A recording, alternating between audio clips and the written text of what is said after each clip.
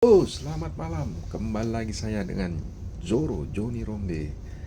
Ya, kembali lagi kita bertemu teman-teman. Kali ini saya mau mengatakan atau membahas sedikit mengenai kubu Roy Panci CS. Apapun yang kita katakan, apapun yang kita sampaikan, bukti apapun yang kita beberkan untuk menghadang statement-statement dari Roy Panci CS ini, mereka tidak akan percaya. Tujuannya sebenarnya untuk mendonggrade kredibilitas Pak Jokowi. Jadi apapun yang kita katakan, bukti apapun yang kita bawa, mereka itu mengatakan sudah punya mazhab atau prinsip bahwa katakan palsu, tidak percaya, karena tujuannya itu untuk mendiskreditkan nama baik Pak Jokowi. Seperti yang Bung Andi Aswan sampaikan dan berikan bukti-bukti yang identik, yang otentik, ya mereka masuk kuping kiri, keluar kuping kanan, karena mereka bukan mencari asli atau palsu, tapi untuk menyerang pribadi seseorang, yaitu pribadi Pak Jokowi. Sehingga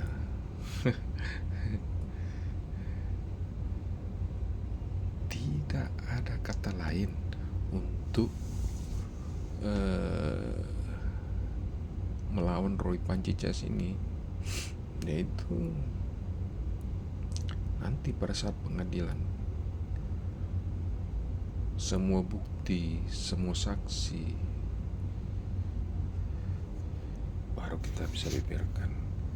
Kalau berdebat, adu argumen di suatu tempat, suatu podcast macam Roy Panci ini kan, kalau dibeberkan argumen yang real dan betul-betul fakta, dia hanya cengengesan, kayak ODGJ yang kehabisan obat. Dan memang tujuannya bukan itu, bukan mau melihat atau memastikan asli atau palsu dokumen Pak Jokowi itu. Oleh karena itu saya kalau melihat Roy Panci yang cengengesan itu, ya itulah dia. Tanda-tanda orang yang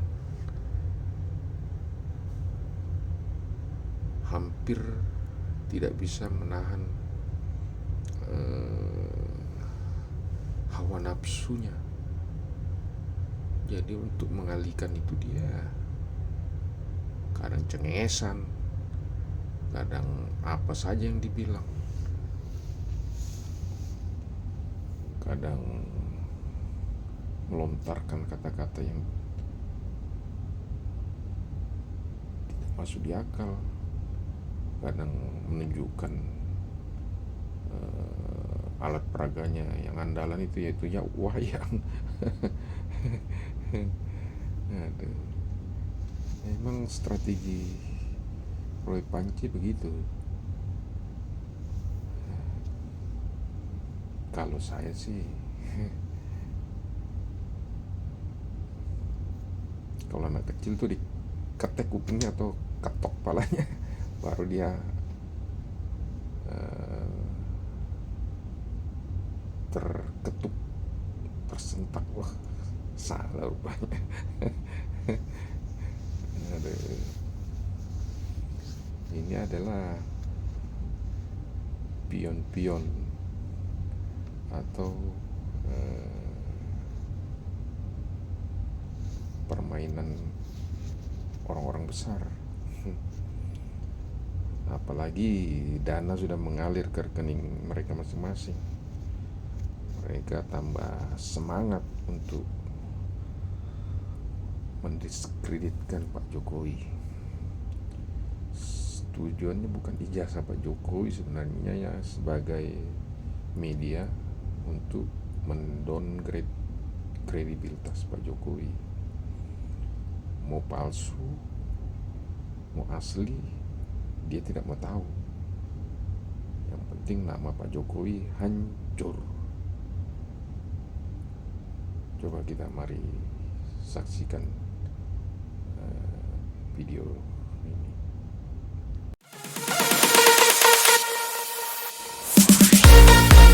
Pengakuan abang punya scan ijazah, apa alasan mereka ini ya?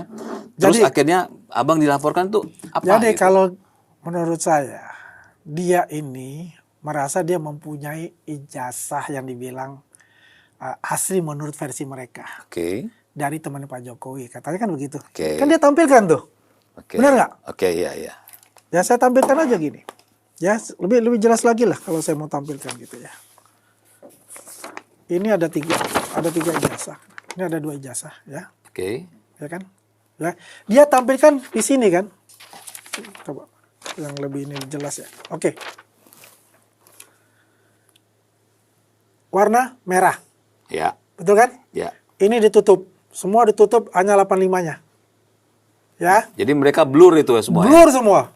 Jadi saya jelaskan. Kalau bicara dari logo, misalnya logo ya. Ya. 1993 Rektor Muhammad Adnan kalau nggak salah, itu merubah logo dari UGM yang tadi segi 5 menjadi bulat. Oke. Ya, dan transparan. Kalau ini kan masih ada arsiran. Ya. Dan transparan. Artinya itu di bawah 93 itu adalah segi 5. Segi 5. Ya, ini kan kayak segi 5. 1 poin. Yang kedua, di UGM itu tahun 85 ada 4 gelombang untuk wisuda. Oke. Bulan Februari, bulan Mei, bulan Agustus, dan November. Oke. Pak Jokowi kan di bulan November. Ada juga yang di bulan Agustus. Ada di Februari dan Mei. Februari dan bulan Mei itu di bulan Mei, Februari tidak. Memang Februari meterannya warnanya merah. Bulan Mei Sudah. meterannya warna merah. Agustus ke atas itu biru. Biru. Biru, hijau. Hijau, sorry. Seperti ini. Ya, ini kan hijau. Ya. Kan hijau kan? Ya. Nah, ini bulan Agustus nih, coba. Itu orang lain ya itu ya.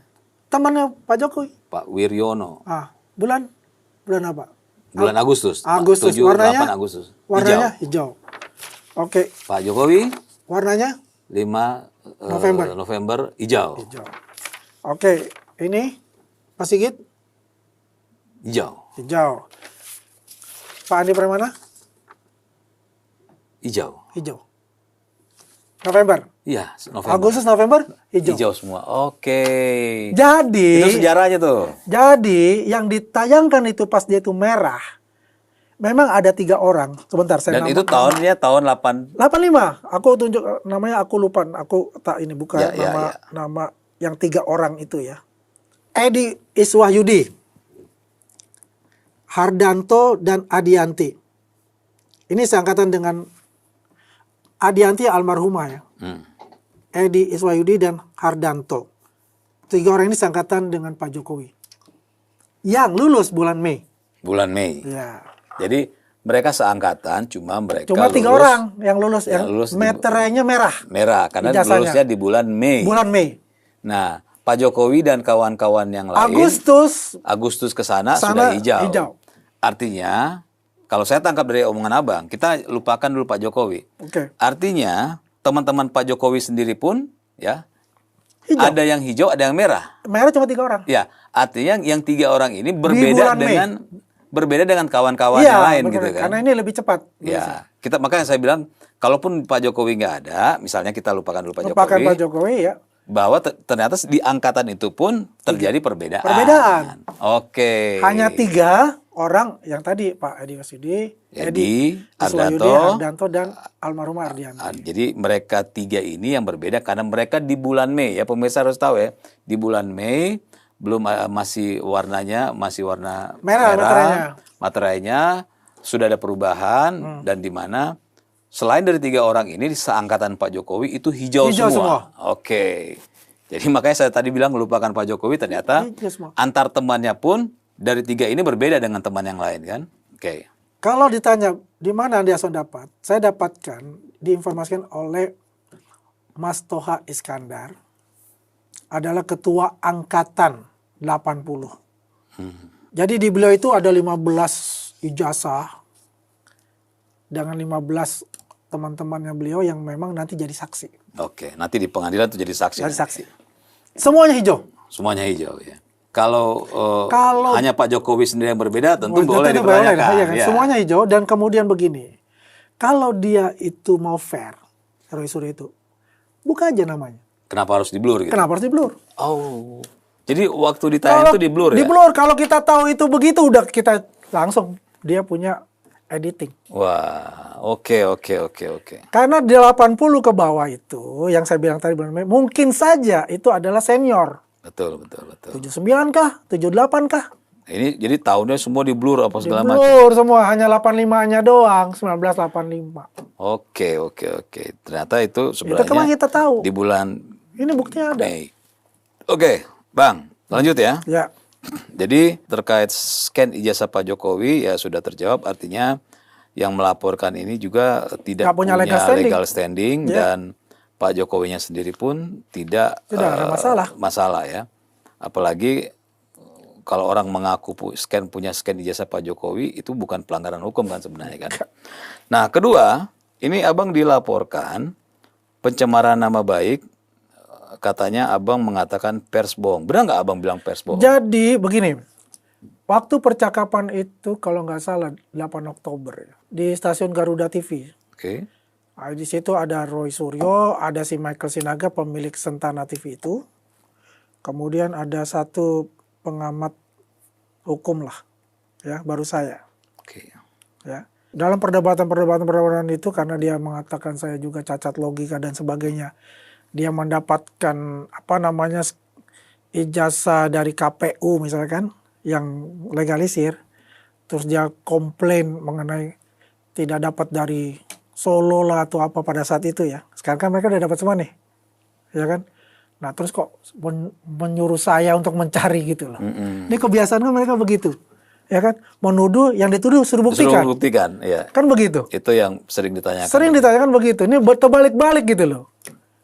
Mesti kalau kamu menuduh, kamu yang membuktikan dong. Kamu cari sendiri. Kalau kau wartawan, kau cari dong. Tapi ngayal dan bagaimana memancing apa. Akhirnya? Nah, saya bilang persmu bohong. Nah, persmu bohong itu bukan berarti bahwa kamu jurnalis bohong. Enggak. Tunggu. Kau yang beritakan. Tunggu. Nah, Abang ini menuduh dia bohong.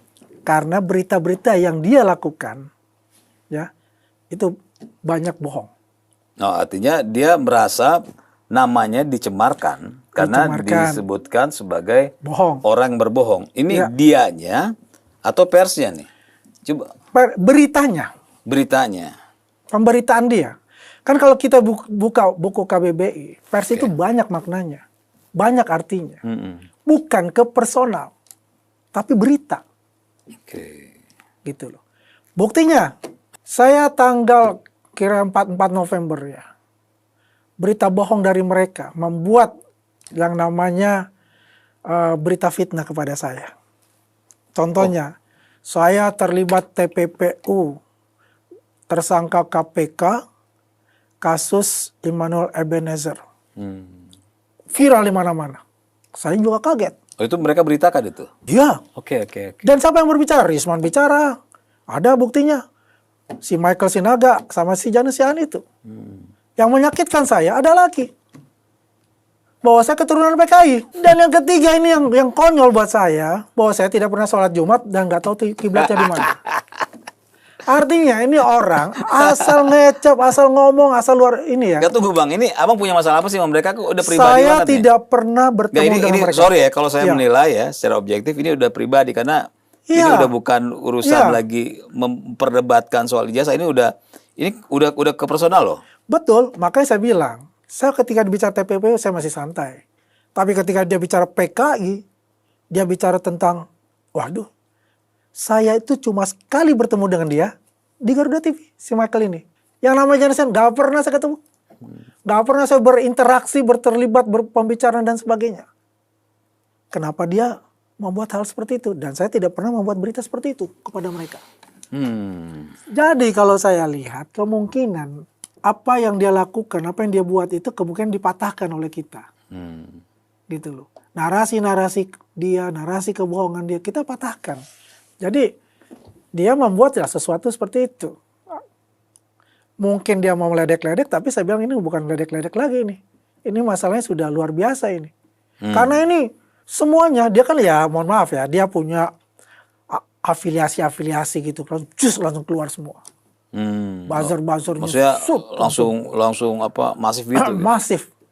Oke. Makanya saya membuat klarifikasi. Klarifikasi atas 3 tuduhan itu. Atas tuduhan itu. Tersangka TPPU, Abang itu keturunan PKI, sama nggak pernah sholat.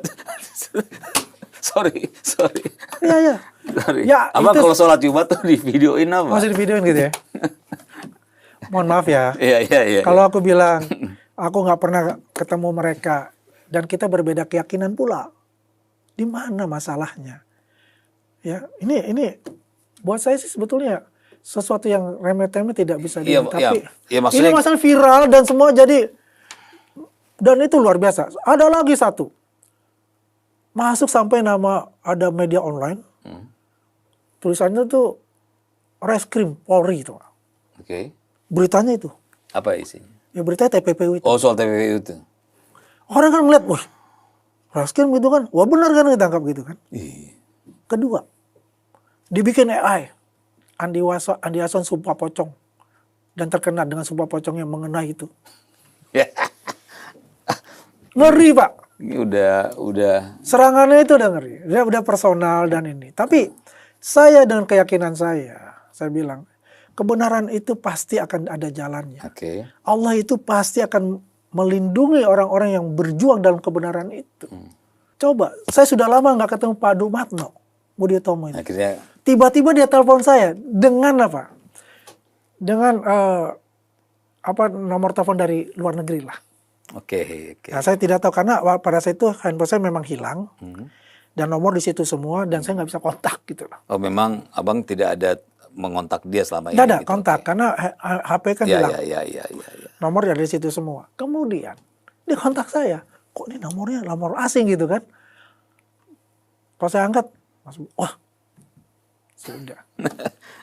Gak Bang, saya balik lagi nih. Masih nih, nanti saya akan bicara tuh soal nggak sholat Jumat. Nah, ya. Berarti sudah sampai sejauh mana laporan dia terkait pencemaran nama baik Jadi pers bohong ini? Saya nggak tahu kalau itu ya. Dia bilang sudah di LP. Terserah. Oh, belum ada ini ya? Belum. Oh, belum ada. Tapi laporan saya, masalah fitnah itu besok insya Allah saya di BAP. Oke, saya masuk ke situ. Jadi akhirnya sekarang Abang coba bersikap bahwa atas pemberitaan itu di bulan November ya? Ya, di bulan November itu. Saya tanggal 8 November melaporkan. Pertama, Abang dikatakan sebagai tersangka TPPU. Kedua, keturunan PKI. Dan ketiga, nggak pernah sholat Jumat. Ini